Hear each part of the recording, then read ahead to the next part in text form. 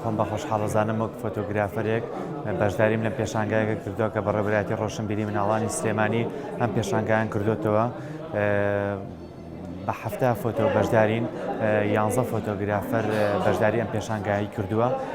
من وەک فۆتۆگرافەرێک بە 1 فۆتۆ بەشداریم لەم پێشانگایە کردووە.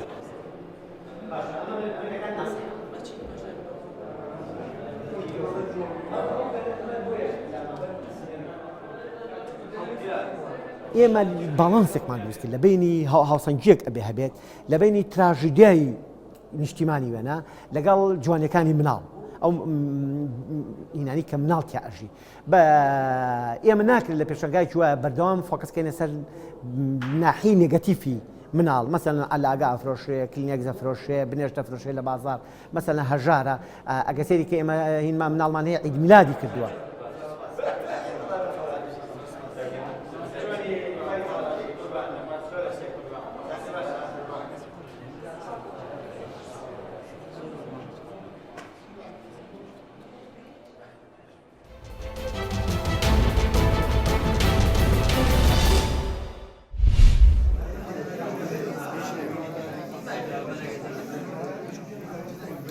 بۆ یەکەم جارێت تا ئێستا ئەم کارە لە کفریە بکرێت و ئەم خۆ لە دەستڕەنگینیە بکەنەوە بۆ ئەوەی خانمان بتوانن پشت بە خۆیان بەستن بۆ کارە دەستیەکانیان دواتر هەلیکاریان بۆ بەڕەخسێ هەمیشە کاری جوانیان کردووە بۆ ئەوەی بێکار نەبن لە ماڵەوە دابنیشن و کاری جوانتر ئەنجام بدەن. خەڵک زۆر حەزیلەتی و بە تایبەتی لەم سەردەمە مۆدیلی شتە کۆنەکان هەمووی هاتوۆتەوە جاتە ئەو شتە دەستڕەنگینیانە کە خانمان لێرە دروستی دەکەن هەمویان ئیشی دەستی خۆیانە خەڵک دەیکڕێن.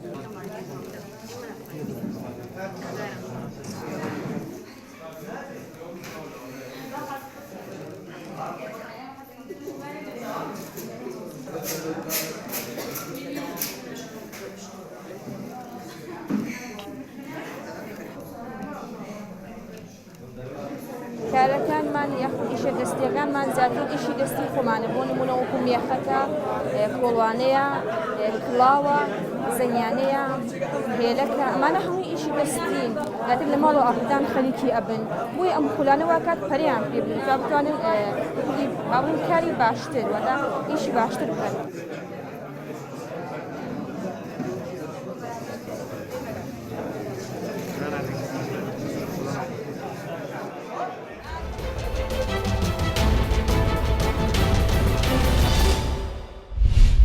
Before I turn things over to our next speaker, I just want to say that I know many of us are watching very closely.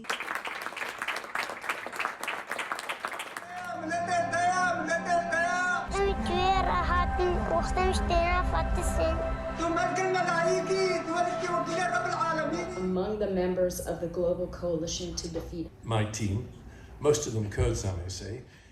More recently, I mean, I've made many films. The impact of the film on a Western audience has been significant. It's already been shown, screened 15 times by the BBC across its world network. So it's gone out to a lot of people. We've shown it at the United Nations. It was premiered there.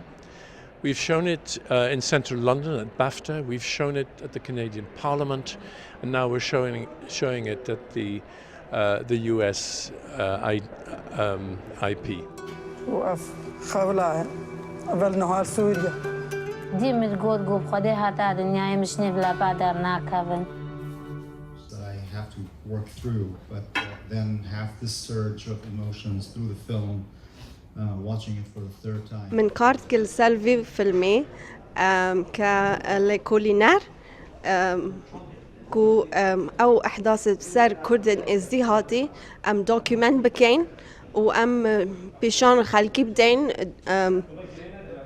كو بزانن يعني كاتشش السري كرده هاتيه. أما باني كريت جاوب خافك من بيشامر دوانج برد قرتن.